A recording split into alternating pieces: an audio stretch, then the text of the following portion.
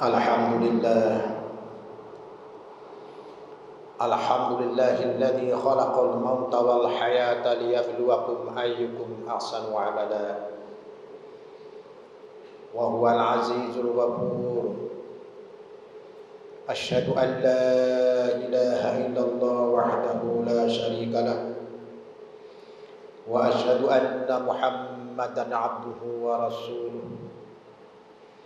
Allahumma salli ala Muhammad wa ala alihi wa sahbihi ajma'in. Ya ibadallah, usikum wa nafsi bitaqwallah, faqad fazal muttaqun. Wa qala Allah ta'ala fil Qur'anil Karim, a'udzu billahi minasy syaithanir rajim. Bismillahirrahmanirrahim.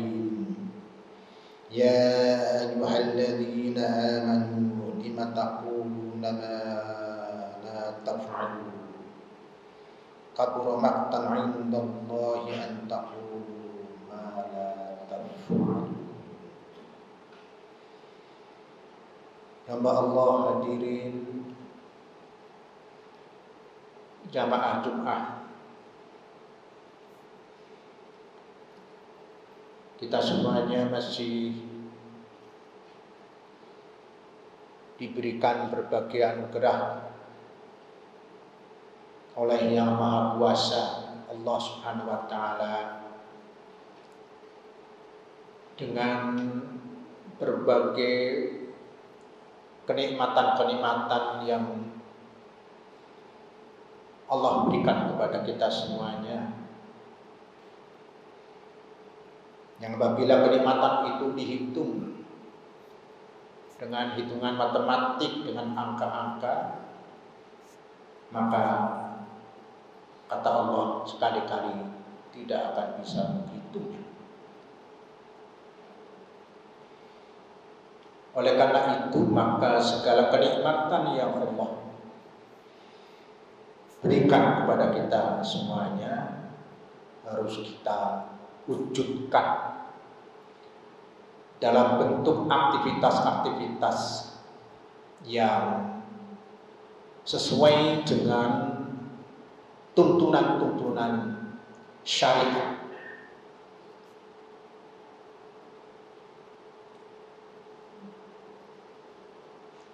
Kenikmatan yang harus kita wujudkan ini adalah sebagaimana yang Allah firmankan, fa'amma bi ni'mati rabbika fahaddits.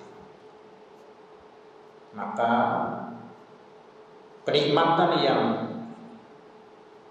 aku berikan kepadamu, hendaklah Anda buktikan bahwasanya Anda mendapat kenikmatan. Sudah barang tentu segala macam yang sudah kita lakukan sebagai ekspresi kompensasi terhadap kesyukuran kita kepada Allah Subhanahu wa Ta'ala, kita sudah mengupayakan baik secara lahir ataupun secara batin. Tetapi itu baru dalam angan-angan, dalam hitungan-hitungan kita semuanya, yang belum tentu itu dijamin oleh Allah Subhanahu wa Ta'ala akan sebanding dengan amalan-amalan yang kita kerjakan. Maksudnya sebanding ini adalah pahalanya atau imbalannya.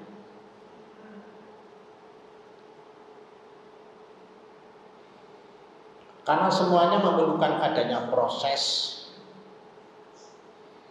mulai dari proses di mana kita apabila mengerjakan sesuatu harus mengerti apa yang kita lakukan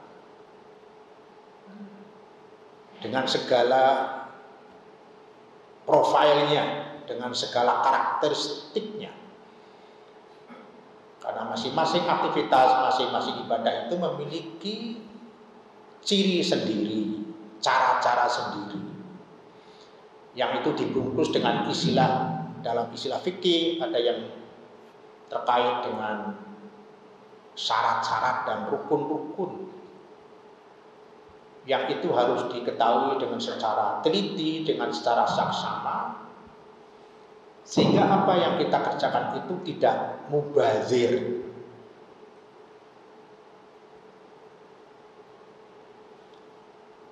Firman yang saya bacakan tadi dalam surat As-Saff ayat 2 dan ayat 3 memberikan warning kepada kita semuanya. Banyak orang-orang yang mengatakan sesuatu, berdoa dengan segala macam doanya, tetapi apa yang dia baca, apa yang dia doa itu tidak dibarengi dengan perilaku.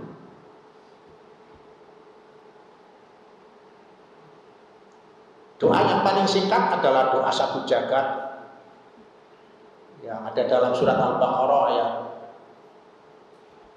201, di mana kita selalu berdoa, Rabbana atina fid dunya hasanah wa fil akhirati hasanah wa qina adzabannar. Kita berdoa kepada Allah, memohon supaya diberi kebaikan dunia dan juga kebaikan akhirat, dan mohon supaya dihindarkan dari siksaan api neraka. Ini diucapkan berkali-kali, tetapi kebaikan-kebaikan yang kita wujudkan itu justru kadang-kala kebalikannya, kejelekan-kejelekan itu. Artinya doa yang kita ucapkan itu tidak sebanding dengan kebaikan-kebaikan yang kita lakukan. Karena semuanya itu mengandung konsekuensi, mengandung akibat, atau dalam istilah yang paling sederhana adalah mengandung balasan, konsekuensi. Di situ ada prinsip-prinsip yang mengandung reward and punishment. Jadi setiap perilaku manusia itu memiliki resiko reward and punishment. Jadi kalau tidak bahagia ya celaka.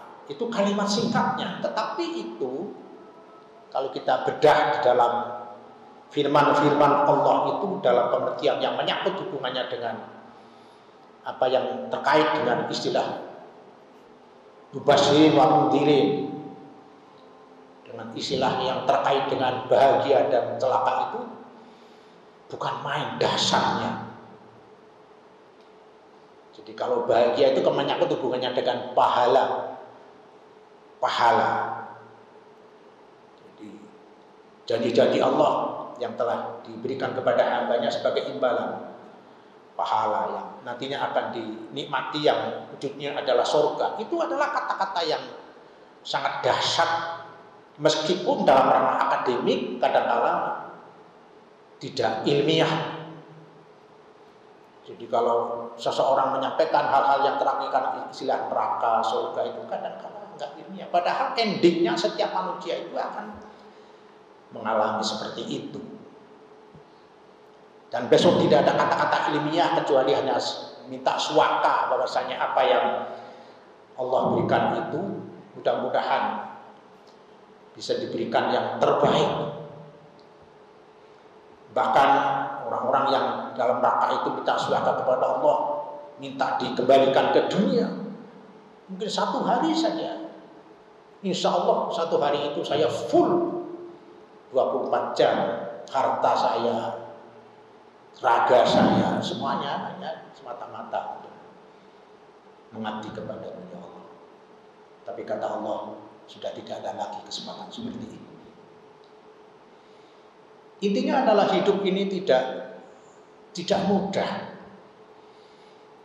Jadi kalau hanya sekedar hidup dalam pengertian raga, kelihatan orangnya, kelihatan atau mendengarkan percakapannya itu mudah, tetapi konsekuensinya itu, yang dampak-dampak yang terkait dengan dirinya itu yang mungkin perlu dicermati secara teliti. Jadi ayat yang saya bacakan tadi menunjukkan bahwasanya apa yang kita ekspresikan itu harus seimbang. Doa, kata-kata, dan macam-macam kita harus seimbang. Supaya tidak ada istilah yang telah dicamkan oleh Allah Subhanahu wa taala. Jadi katakan kalau seperti itu adalah sesuatu yang dibenci. Kabura maqtan indallah, sesuatu yang dibenci. Jadi kata-kata dibenci itu kalau dibenci, kalau yang membenci itu kan kelipatannya bukan main.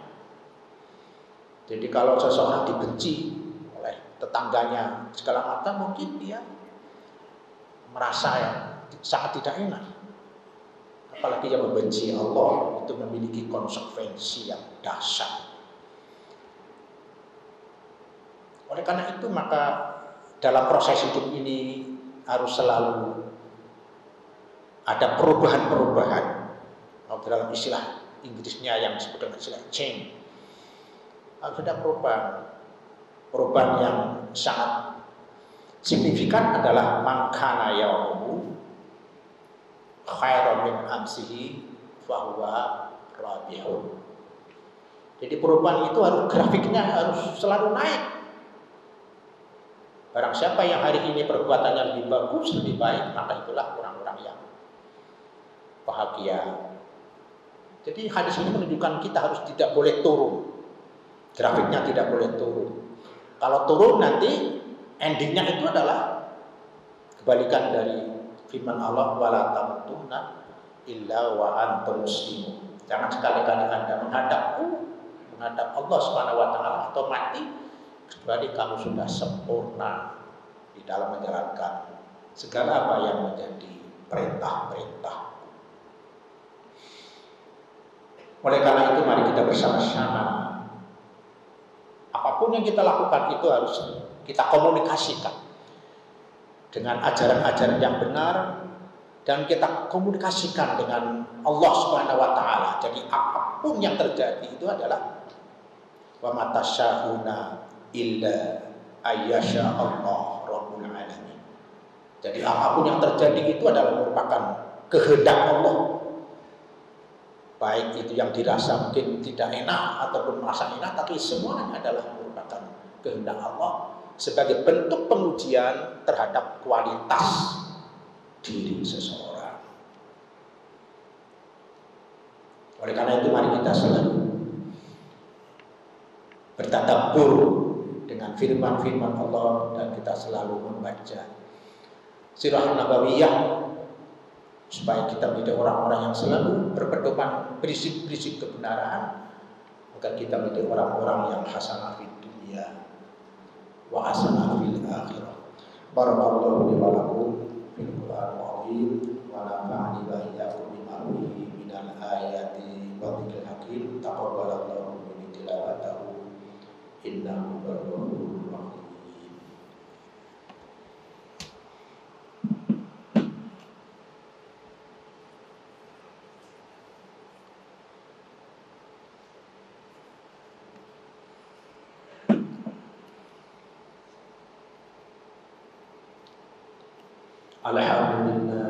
Alhamdulillahi waqtas shamat lam yalid wa lam yulad wa lam yakul lahu kufuwan ahad.